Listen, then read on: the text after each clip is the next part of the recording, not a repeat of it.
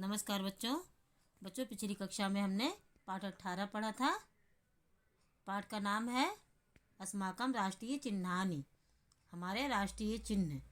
बच्चों हमने उस पाठ के अंतर्गत हमारे देश के राष्ट्रीय चिन्हों के बारे में जाना था। आशा करती हूँ आपने पाठ को अच्छे से समझा होगा और जो भी कार्य मैंने दिया था आपने उसे पूरा कर लिया होगा। बच्चों आज हम पाठ 18 का अभ्यास कार्य करेंगे। तो आइए देखें। अभ्यास कार्य संकलनात्मक मूल्यांकनम।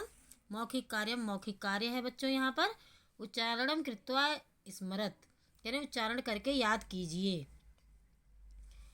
संख्यावाचक शब्द त्रि यानी तीन। बच्चों यहाँ संख्यावाची शब्द जो है वो संख्या कौन सी है? तीन।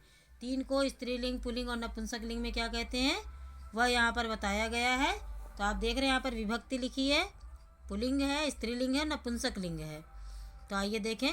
प्रथमा विभक्ति के में पुल्लिंग में है त्रयः, स्त्रीलिंग में तीसरा और नपुंसकलिंग में त्रीणि। द्वितीय विभक्ति में पुल्लिंग में है त्रीन, स्त्रीलिंग में तीसरा और नपुंसकलिंग में त्रीणि। तृतीय विभक्ति में नपुंसकलिंग में है त्रिभिः, स्त्रीलिंग में है तिसृभिः और नपुंसकलिंग में है त्रिभिः। चतुर्थी विभक्ति में पुल्लिंग में है त्रिभ्यः, स्त्रीलिंग में है तिसृभ्यः और नपुंसकलिंग में है त्रिभ्यः। पंचमी विभक्ति के पुल्लिंग में है त्रिभ्यः, स्त्रीलिंग में है तिसृभ्यः और नपुंसकलिंग में है त्रिभ्यः। षष्ठी विभक्ति में पुल्लिंग में है त्रयाणाम, स्त्रीलिंग में है तिसृणाम और नपुंसकलिंग में है त्रयाणाम। सप्तमी विभक्ति के में पुल्लिंग में है त्रिषु, स्त्रीलिंग में है तिसृषु और नपुंसकलिंग में त्रिषु। तो इस तरह से बच्चों उच्चारण करते हुए आपको याद करना है। 3 से अष्टादशन यानी 3 से 18 तक की संख्या शब्दों के रूप केवल बहुवचन में चलते हैं। बता रहे हैं कि 3 से लेकर और 18 यानी 18 तक की जो गिनतियां हैं वह संस्कृत में बहुवचन में इनके रूप चलते हैं। आइए बच्चों अब लिखित कार्य हम देखें। लिखित कार्य पहला प्रश्न है उचितम संधि विच्छेदम विकल्पस्य समक्षम इति चिन्हेन चिन्हीकुरुत। कह रहे हैं उचित संधि विच्छेद वाले विकल्प के सामने सही का निशान लगाइए। यहाँ पर बच्चों शब्द दिया गया है, इस शब्द का सही संधि विच्छेद क्या होगा उसके लिए यहाँ पर 4 ऑप्शन दिए गए हैं। उनमें से एक संधि विच्छेद शब्द सही है जिसके सामने हमें सही का निशान लगाना है। तो आइए देखें। पहला शब्द है सर्वोपरि। इसके लिए आइए देखें सही संधि विच्छेद शब्द कौन सा होगा। का सर्वधन परि, खा सर्वधन उपरि। गा में है सर्वधन उपरि और घा में है सर्वधन ऊपरि। सर्वोपरि शब्द के लिए सही संधि विच्छेद है खा सर्वधन उपरि। इसके सामने हमने सही का निशान लगाया। तस्याधः अगला शब्द है तस्याधः। इसके लिए सही संधि विच्छेद शब्द क्या है आइए देखें। का तस्याधन धः, खा है तस्य धन अधः, गा में है तस्याह धन धः और घा में है तस धन याध। तस्याधः के लिए सही संधि विच्छेद शब्द है खा तस्य धन अधः। इसके सामने हमने सही का निशान लगाया। अगला शब्द है सूर्योदय। सूर्योदय के लिए सही संधि विच्छेद शब्द कौन सा है ये देखें। का सूर्यधन उदय, खा सूर्यधन उदय, गा में है सूर्याधन दय और घा में है सूर्योधन दय। तो सूर्योदय शब्द के लिए सही संधि विच्छेद शब्द है का सूर्यधन उदय। अगला शब्द है वर्षर्तौ। वर्षर्तौ के लिए आइए देखें सही संधि विच्छेद शब्द कौन सा है। का में है वर्षधन अर्तौ, खा में है वर्षाधन ऋतौ, गा में है वर्षाधन तौ, घा में है वर्षाधन ऋतो। तो वर्षर्तौ के लिए सही संधि विच्छेद शब्द है खा वर्षाधन ऋतौ। इसके सामने हमने सही का निशान लगाया। आइए बच्चों अगला प्रश्न देखें।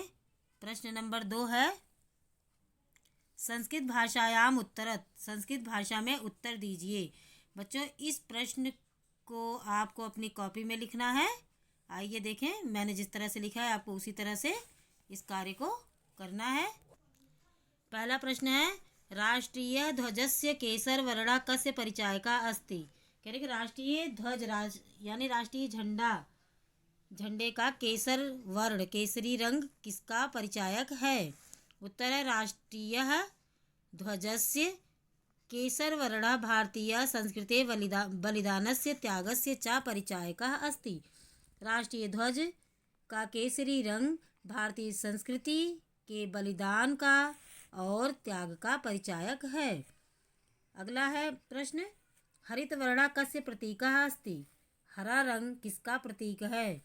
उत्तर है, हरितवर्णः भारतस्य कृषेः हरितभूमेः च विकासः प्रतीकः अस्ति। हरा रंग भारत की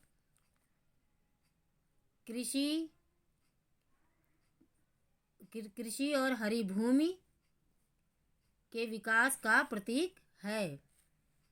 अगला प्रश्न है, अस्माकं राष्ट्रीय पशु कः अस्ति।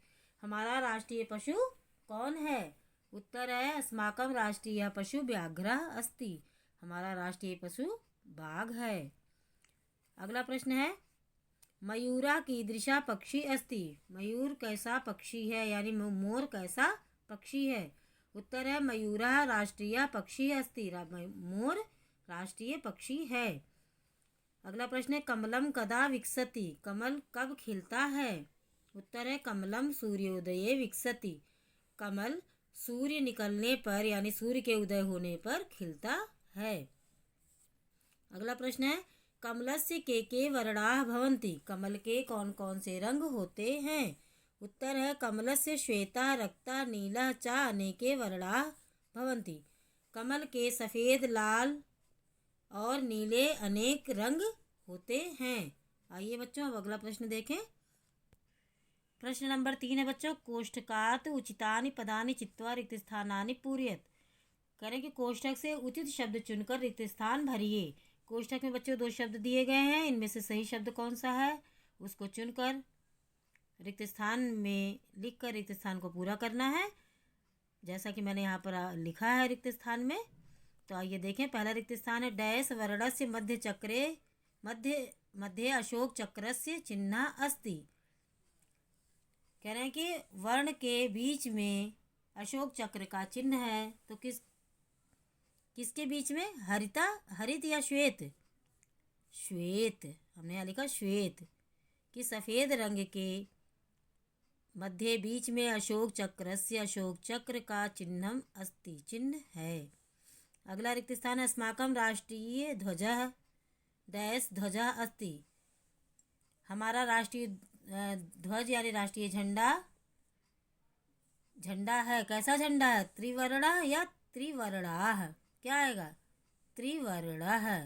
यहाँ हमने लिखा त्रिवर्णा। हमारा राष्ट्रीय झंडा 3 रंग का झंडा है। अगला है, मयूरस्य डैश अतीव आकर्षकः अस्ति। मोर का बहुत ही आकर्षक है। क्या है, रक्तवर्णः या नीलवर्णः। नीलवर्णः, यहाँ हमने लिखा नीलवर्णः। मोर का नीला रंग बहुत ही आकर्षक है।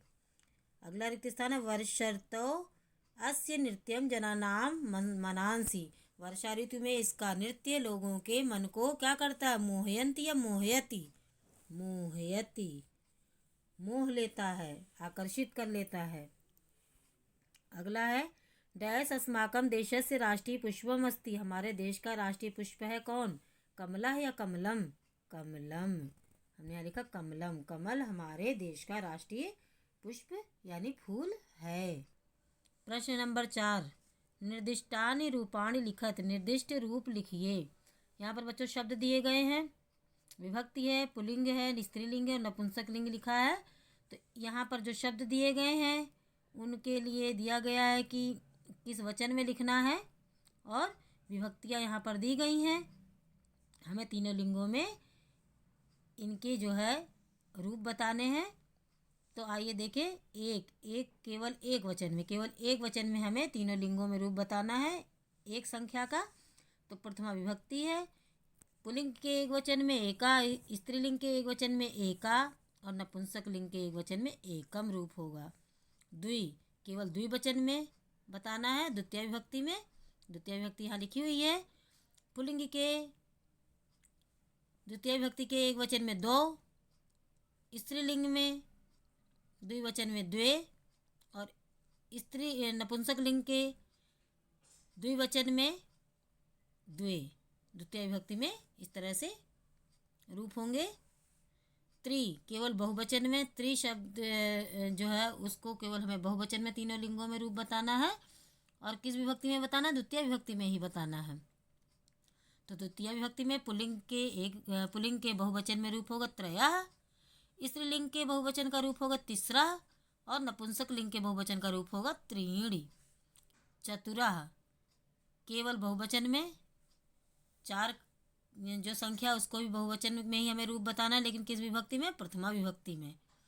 तो प्रथमा विभक्ति के बहुवचन में पुल्लिंग में चत्वारः, स्त्रीलिंग में चतस्रः, और नपुंसक लिंग में चत्वारि रूप होगा। आइए बच्चों अगला प्रश्न देखें। 5वां प्रश्न है समानार्थक शब्दान मेलयत। समानार्थक शब्द समान अर्थ बताने वाले शब्दों का मिलान कीजिए। यहाँ पर बच्चों खंड का और खंड खा दिया हुआ है।